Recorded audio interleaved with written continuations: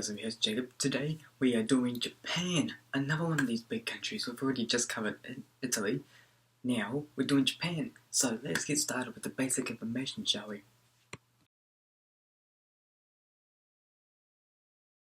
Okay, so Japan is located in Asia and has no borders with any other country. It's just surrounded by sea. The capital and largest city is Tokyo. The population is 127.3 million and the area is 364,485 kilometers, and Japan is the 61st biggest country in the world, so yeah. Japan has 175 airports, 142 with paid runways and 33 with unpaid runways. The railway total is 1,218,772 kilometers, and the railway total is 27,311 kilometers, so yeah. Okay, so let's look at the ethnic groups in Japan now, shall we? So there are 98.5% Japanese, 0.5% Korean, 0.4% Chinese, 0.2% Filipino, 0.2% Brazilian, 0.1% Vietnamese, and 0.1% others, so yeah. Okay, now let's look at the religions in Japan now, shall we? So there are 51.82% Shinto, 34.9% Buddhist, 4% Shinto sect, and 2.3% Christianity, so yeah.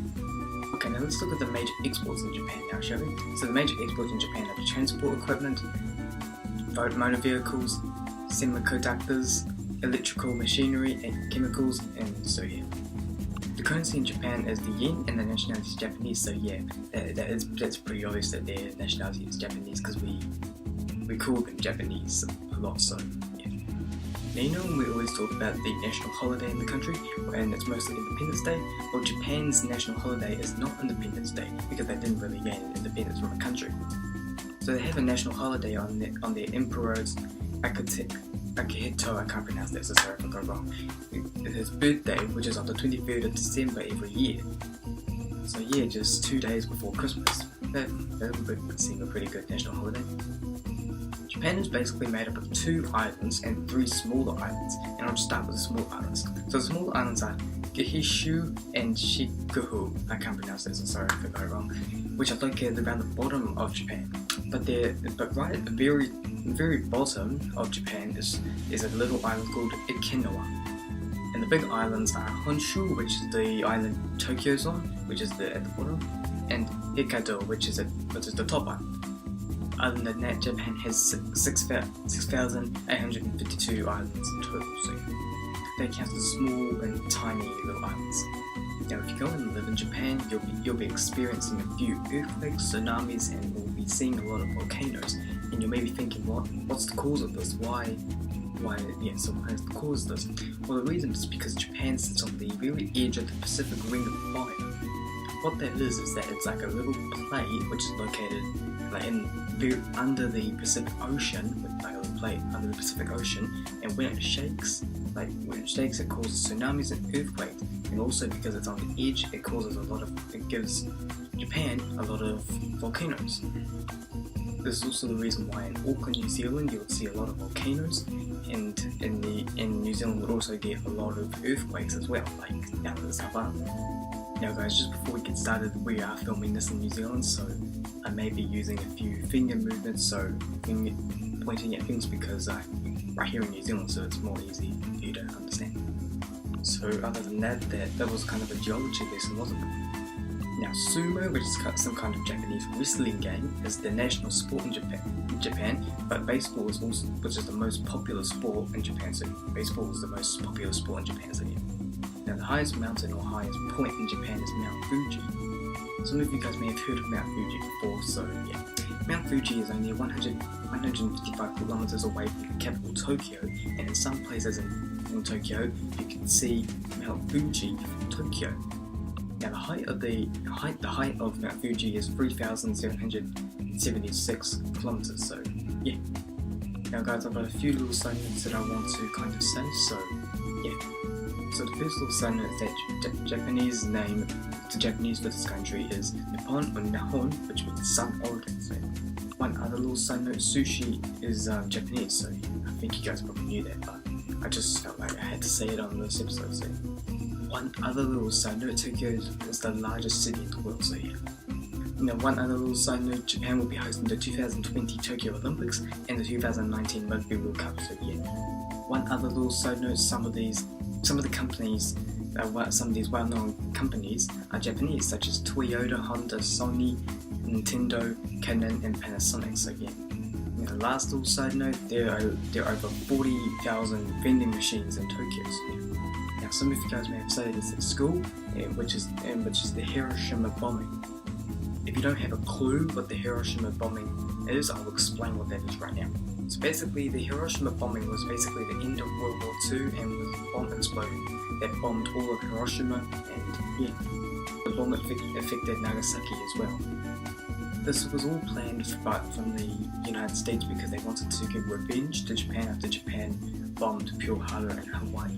And that was at the start of the war. We'll talk about the bombing of Pearl Harbor later. The United States flew to Japan and dropped a nuclear bomb from Harry S. Truman. When the nuclear bomb exploded on Hiroshima and it destroyed Hiroshima and Nagasaki, people vanished or disappeared, and yeah, the city was just destroyed. So after the bombing, the Hiroshima bombing takes a big part in history in the world. So yeah. And like I mentioned before about Pearl Harbor, and you don't know what Pearl Harbor is, well, I'll explain what that is right now. So basically, the bombing of Pearl Harbor was a bomb explosion on Pearl Harbor in Hawaii. So the Japanese bombed Pearl Harbor to destroy all the ships. So yeah, that was the bombing of Pearl Harbor. So yeah. So first it was Japan bombing Pearl Harbor, and then it was the United States giving revenge to Japan to bomb Hiroshima and Nagasaki. So yeah. Now when it's spring, Japanese people have this little festival which is called the Hanami. What Hanami is, it's a spring festival which is where blossoms grow on the trees. People visit the trees and see the blossoms. People even picnic under these trees for the blossoms. And there is also a blossom forecast issued by the weather station to make sure that the locals catch the blossoms at the best time. So yeah. Wow, what a neat festival. Do you think it's a nice festival? I think it's a nice festival, having blossoms on trees.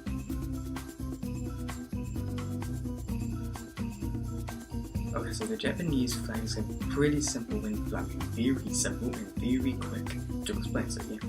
So the Japanese have a white background, and in the middle is a red circle. The red circle symbolizes the sun. So yeah.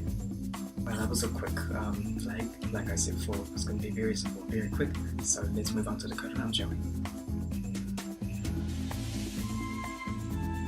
Okay, so just before we get started, the coat of arms is actually called the Imperial Seal in Japan. So yeah, we're going to refer to this as the Imperial Seal.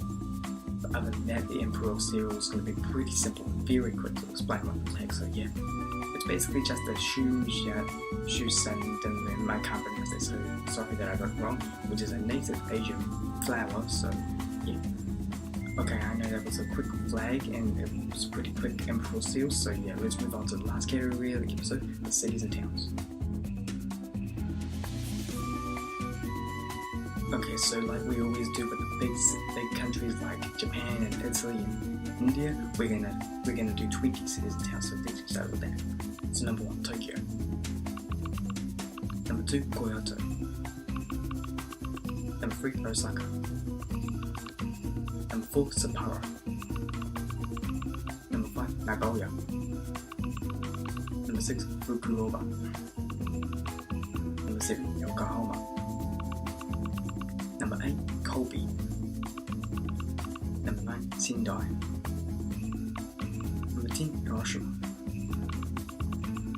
Number 11, Okayama. Number 12, Kitakushi. Number 13, Nagasaki. Number 14, Nara.